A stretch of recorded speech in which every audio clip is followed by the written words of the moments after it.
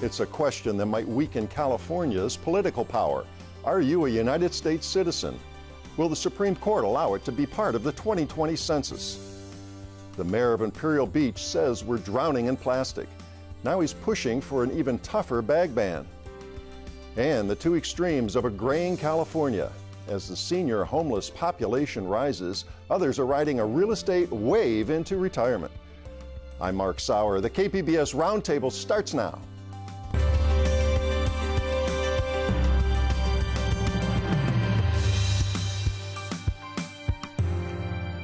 Welcome to our discussion of the week's top stories. I'm Mark Sauer, and joining me at the KPBS Roundtable today, KPBS reporter Priya Sridhar, reporter Gustavo Solis of the San Diego Union-Tribune, associate editor Jesse Marks of Voice of San Diego, and investigative reporter Amitha Sharma of KPBS News.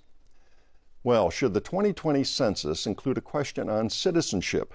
That highly contentious issue, which has great impact on states like California, will be decided by the U.S. Supreme Court. The High Court heard arguments this week with the majority conservative justices appearing to lean toward overruling lower courts and adding the citizenship question. The case is being fast-tracked with a decision due by June. And Priya, it's been 70 years since we've had, this question on the census, all the way back to the 1950 census. What's the reason that people who are against having this question, what do they say is going to be the problem with it? Well, there are a number of problems. We have to remember why we do the census in the first place. One of it is to allocate federal funds. And in this situation, it's actually $800 billion that are at stake here. But what people who are against this question are saying is that it's going to unfairly punish states with high immigrant populations like California, Illinois, and New York. Many organizations like the American Civil Liberties Union are saying that this is going to discourage immigrants from participating in the census. There's a lot of anti-government hysteria going on right now, and a lot of people don't fully understand how the census works and what the government is going to do with this information. And they're afraid that perhaps that information could be turned over to the Department of Homeland Security or Immigration and Customs Enforcement, and then they're going to have, federal agents knocking on their door and potentially have family members deported. Even though the census is supposed to be it's supposed to be a confidential survey. Confidential, yeah, anonymous. Exactly. So the argument for the Trump administration, why they think it's important to have this, that gets murky, doesn't it? Yeah, that's a little bit confusing, and we were talking about this upstairs in the newsroom, but it was first introduced in late 2017 by Attorney General Jeff Sessions, and he essentially said that we need this question on the census to enforce Section 2 of the Voting Rights Act, which prohibits discrimination against any citizen's voting rights on account of race, color, or membership in a language minority group. Now, exactly why they would need to know who is a citizen or non-citizen to enforce the Voting Rights Act is a little bit unclear. I've been trying to figure that out all morning, but it's interesting because President Trump actually tweeted on Wednesday, and he said the American people deserve to know who is in this country. So that's his explanation as to why we need this question. All right, and I'm going to set up, just to show how contentious this is, set up a couple of bites here going forward. We're going to hear from two in a row here, White House spokesman Hogan Gidley and then California Governor Gavin Newsom on two sides of this issue. Does the president believe an accurate count of how many people live in the U.S. isn't necessary? Absolutely. I mean, he wants to know who's in this country, and I think as a sovereign nation, we have that right. It's been a question that's been on the census for decades, but we'll wait and see how the Supreme Court rules. The census question is one purpose, and that's to undercount our diverse communities. It's intended to hurt blue states like California. It will have real consequences, economic consequences, and potentially from a representation perspective, we could actually lose a House seat in that process. We're doing more than probably any other state to offset the damage that's already been done, because I want to acknowledge this. Regardless of the adjudication of the Supreme Court, the damage has been done. Right, and the Constitution itself is pretty clear. Count everybody, it basically says, right? Exactly, and as Governor Newsom just pointed out, the census determines the number of seats in the Electoral College and the number of representatives in the House of Representatives. And those numbers are supposed to be based on population, not based on citizens. Right. And Jesse, now you interviewed activist researchers in North San Diego County. They try to get people to participate in the census. And what do they say will happen locally if this question's included? Really interesting interviews up there. Yeah, so locally on the ground, you've got groups like the National Latino Research Center, which is hooked up with the San Marcos University, Cal State up there. And what they've been arguing is that their communities, which are primarily Latino, are going to continue to be underserved and undercounted because, as Priya pointed out, the census determines an equitable distribution of resources. It also shapes politics from Congress on down. So not just the House of Representatives, but also local cities and school districts, which are carved up based on districts rather than at-large elections at this point in time. So there are about 650 different census tracts between San Diego County and Imperial, and about a third of those are considered hard to count, about 50 of them just in North County. And so that means that those communities experience a higher level of poverty, or they experience language barriers, or they don't have access to certain amenities like the rest of us take for granted, which is internet access. And Governor Newsom's larger point about how the damage is already done is one that people are talking about up there as well, which is that there's already a large level of mistrust. So when you have this conversation publicly, it might convince some people, even if their data is going to be protected, not to talk and not to trust anyone with a badge who comes to their home. Right, and it was interesting your story, just going back to the last census in 2010, just how few people responded before we had this whole controversy over a citizenship question, right? It's true. It's hard to say exactly how many people didn't participate, otherwise this conversation would be meaningless, right? Mm-hmm. But the Census Bureau estimates that about 78% of households in San Diego County participated in 2000. So that means about 1 in every 5 did not. And then in 2010, it actually went down. So it was a 72% participation rate, which is about 1 in every 4 households that didn't participate. That's obviously a problem. It's not clear why it went down, but one possible reason, as the governor suggested, is the amount of money they dedicated towards the Get Out the Count efforts was extremely low. It was only $2 million in 2010, because the state was in the midst of a severe recession. But now it's about $100 million. So they're investing in this because they think that if, rightfully so, that if you undercount your populations and you don't give them enough resources or political representation, everybody loses out. So it's worth the investment. Is it easier this time? I mean, we're in the digital age. Is it easier for any household to respond to the census than it has been in years past? They can do it digitally, but again, there's this sense of mistrust around the government. And that mistrust is not completely unreasonable. There have been instances in which even the state, not just the Trump administration, has tried to engage in good faith, and they have betrayed people over it. So like AB 60 a couple of years ago was supposed to give driver's licenses to undocumented immigrants, right? And they were all told this is going to be private and confidential and don't worry about it. But now it turns out that federal immigration officials have been using and accessing that data to actually find and arrest immigrants. So that information is showing up in court cases now. And again, it's not unreasonable for people to feel betrayed in that process. Plus, we've had, decades, the Republicans, certainly going back to the time of Reagan, have bashed the government. They're not here to help you. And then we've got the distrust of institutions, Facebook, banks, Wells Fargo comes to mind, misusing people's information all along. And now you bring on the census question. And Priya, you've been covering City Heights for KPBS here recently.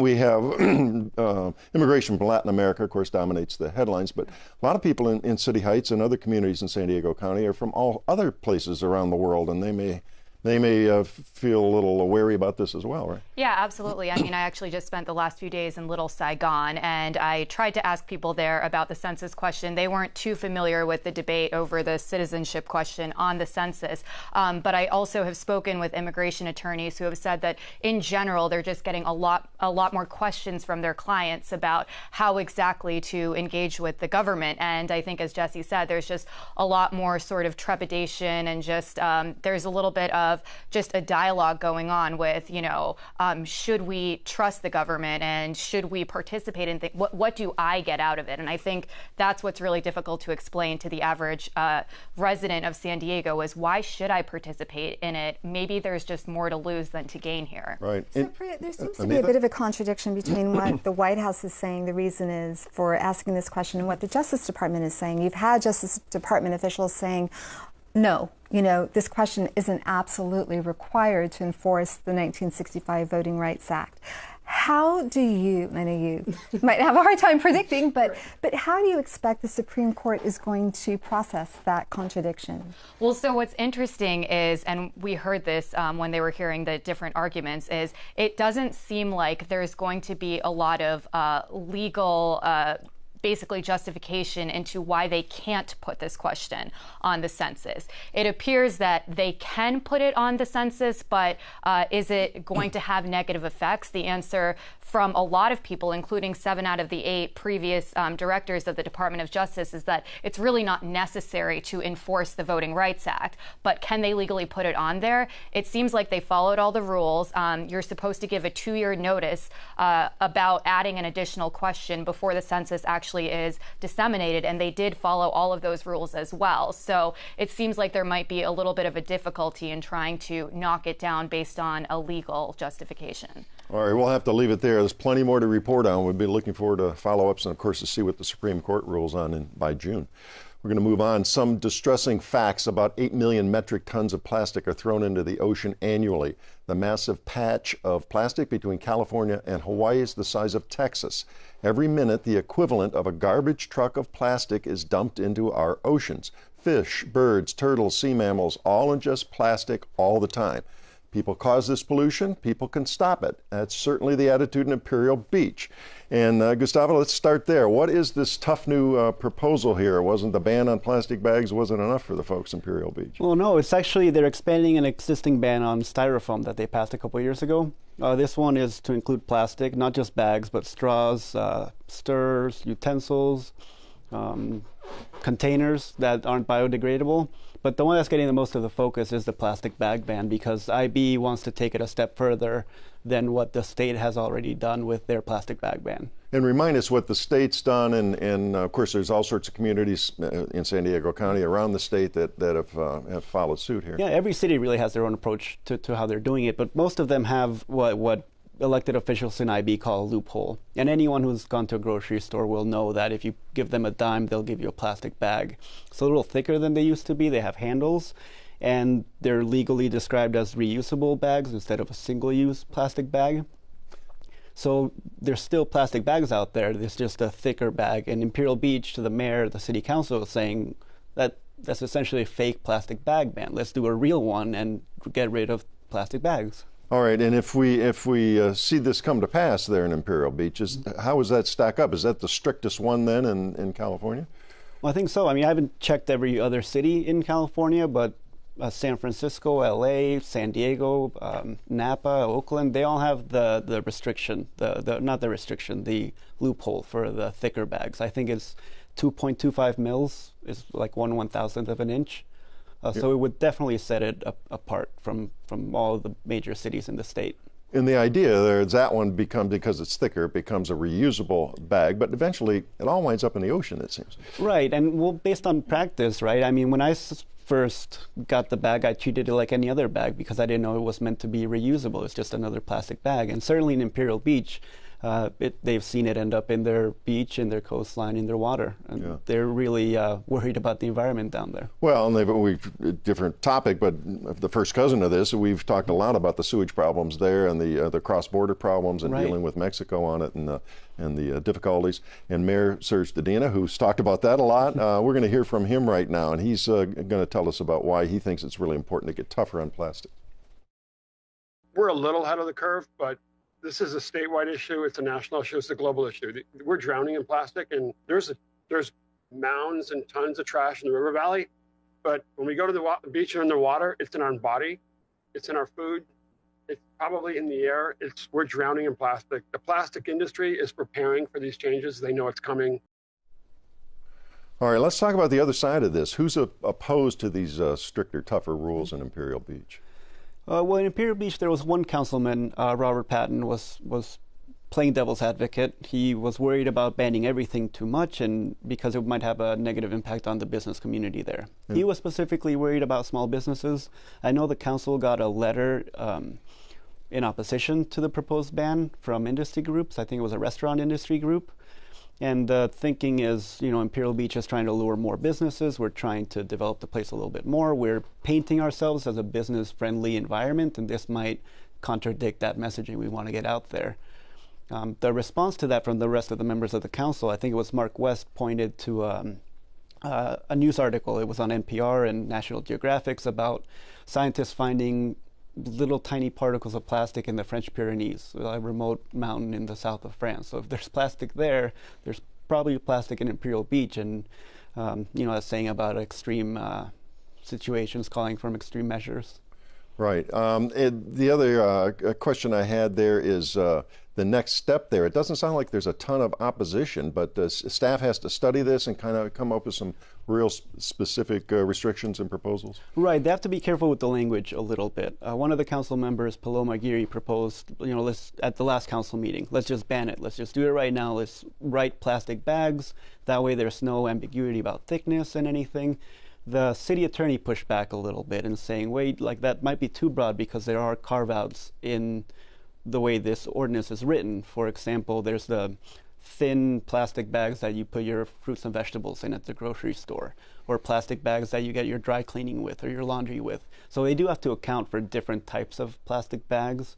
And that's sort of what they're working on now. They're working on the language, and it'll go back to the council. And there's no reason, I don't see it passing. Trickier than it sounds, Justin. Yeah. So the mayor's search to Dina has a reputation for not pulling any punches, right? And so a quote like that doesn't necessarily surprise me. And you brought up a second ago the sewage problems in Imperial Beach. Do you feel like this is not necessarily ironic that a city like Imperial Beach would be pushing this sort of thing, but it's sort of the natural consequence of them having to think about these environmental problems and take a lead on them? I think it's definitely on brand for Imperial Beach, right? They were the first city to sue the IBWC over the sewage crisis, and other cities joined them, right? Chula Vista, the state is even on it now, Surfrider Foundation. So they do have that history of pushing the envelope. And Search to Dina does have a history of speaking out and wanting to keep IB different than what he doesn't like about some other coastal cities in California. I think it was last year he was complaining about lack of dense building in coastal communities. He called them wealthy mausoleums where the wealthy go to die,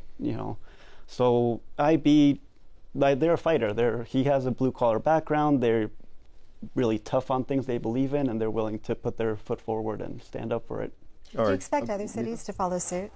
That depends on what other cities do, right? I think it depends on how the industry responds to Imperial Beach and just how practically it works out, because their ban isn't just for businesses. It includes the city. It includes special events within the city or contractors doing work with the city. Other cities certainly joined them with the IBWC lawsuit, so I don't see why they wouldn't follow on this. All right, we're out of time, but we'll see what happens with IB down there and some surveys going forward and how popular reusable bags are and if the public's catching on and willing to back all of this. Well, hard work usually makes all the difference, but sometimes it doesn't. Buying a home at the right time in the right place can be a way of making your own luck. Whether seniors have a retirement pot of gold or find themselves destitute in their golden years depends on many factors. But in San Diego and much of California, even those who've worked decades to build lives and nest eggs can find themselves priced out. Such stories are a big part of an 11-part series running on KPBS and other public broadcasting stations in California right now. And Amitha, start right there. Tell us about the series. What's it about? Well, it's an 11-part series that looks at what it's like to age in California through the eyes of 11 people. And it explores a vast variety of issues, what it's like to work when you're older, what it's like to look for a job when you're older, what it's like to be homeless when you're older, what it's like to seek caregiving when you're older and actually give caregiving, what it's like to look for transportation, and what it's like to pursue your dreams in this time of life. And the idea of it, the purpose of it is that California is getting older. Senior citizens are the fastest growing segment of the population. So by 2030, there are going to be 9 million seniors. In 25 years, the senior population is going to double. There will be more seniors living in the state than young children. So the idea is that through this series, we hope to show what the state's going to look like even more in the years ahead, and what that might do to shape the California dream. How prepared or unprepared we are at this point looking ahead. Well, you had a pair of stories in the series this week. Start with your feature on ending up homeless on the street after a life of work, and Carl Russell. So I spoke to this gentleman named Carl Russell. He's 71 years old. He's been homeless for a little over 3 years. He sleeps with his back up against the wall of the San Diego Wellness Center. He sleeps sitting up because he's too afraid of being attacked overnight. He's had a friend who had his throat slit. And he's had knee replacement surgery, both knees, hip replacement surgery, both hips. So when it's cold, he's super, super stiff. He uses the aid of a cane to walk around. Because he doesn't sleep well at night, he ends up taking the bus for at least half the part of the day so he can catch up on his sleep. Sometimes he'll ride over to San Diego State University and sit in the student lounge area because it's a little bit more comfortable. And he spends every single day looking for housing, but the options are few. Waiting lists for affordable senior housing are super, super long, hundreds of people. The likelihood that any of these people are going to find a place to live is very low. And we're going to hear from him now, and it's exhaustive living this way as you've described. So let's hear what a little bit from Carl Lewis here. Why? Why is the country broke? They're not broke. They're just not putting any money in the community. And why is housing so bad? There's a lot of homeless people out here, for real. And it's serious. And they're old like me.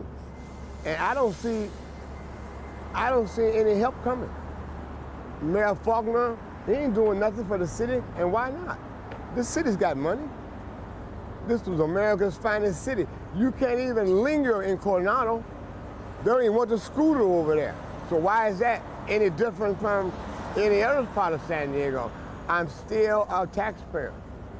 And I worked in this country 65 years. Why am I homeless?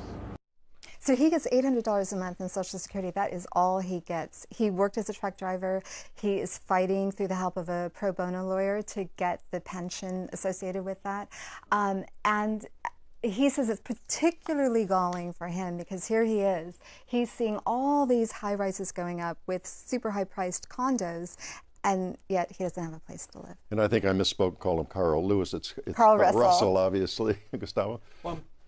When he was talking, I was reminded of the comments the council member said about constituents and whether homeless are constituents or not. I mean, I wonder what Carl would say about that. Well, he would say they're absolutely constituents, and I think all of California's senior citizens would say they're constituents. You know, UCLA's Elder Index looks at the cost of living for senior citizens who are mostly surviving, many are surviving on just Social Security alone. And California has a 20% poverty rate. It's the highest in the country among seniors. But they refer to these impoverished seniors as the hidden poor, right? And part of that means that they're not necessarily acknowledged, not just by us, society, but by politicians. So when you ask if Carl is a constituent, of course he would say he's a constituent, but I don't know that that's the perception. And who's constituent? Jessica, go ahead. I just feel like that's a very important point, and that was a really telling quote that Andrew Bowen from KPBS actually got from Councilwoman Moreno, because what it suggested is that if a council person is able to say, well, this person doesn't actually own a home or reside in a home in my backyard, then they're not my responsibility. And when asked straight up, whose responsibility are they? She said, I'm not sure. So do you feel like that is part of the thinking of the political class, which prevents them from actually moving forward with any meaningful ideas or any meaningful solutions that might help solve these problems that Carl is referring to? Well, that's a huge question. That is the question.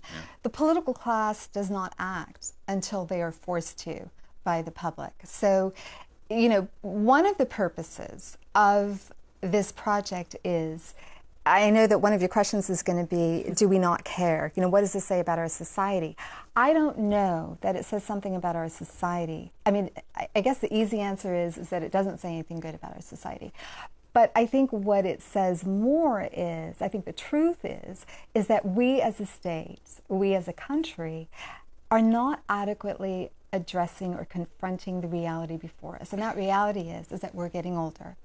And that's going to have huge consequences for housing, for health care, and for supportive services.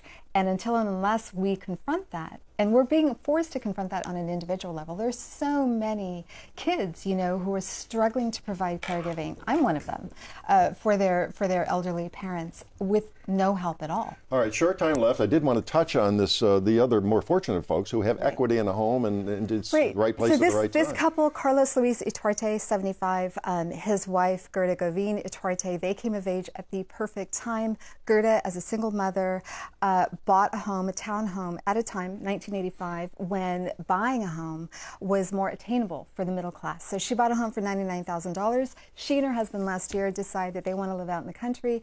They sell it for $500,000. That's not a story that we haven't heard before. They buy a ranch house in East San Diego County for $610,000. They're living the dream. Yeah, and what, real quickly, what percentage of the folks are those and the homeless? Well, let's say the homeless is growing across the state. This group of people that came of age at the right time real estate-wise, and, you know, the Govins, or the Ituartes, I should say, also came of age at a time when they had access to a pension, they had enough money to put away for retirement, and they have Social Security. All right, we'll look for the rest of the series. We are out of time. It's a terrific series. And that does wrap up another week of stories at the KPBS Roundtable. I'd like to thank my guests, Priya Sridhar of KPBS News, Gustavo Solis of the San Diego Union Tribune, Jesse Marks of Voice of San Diego, and Amitha Sharma, also of KPBS News. A reminder, all the stories we discussed today available on our website, kpbs.org. I'm Mark Sauer. Thanks for joining us today. Join us again next week on the Roundtable.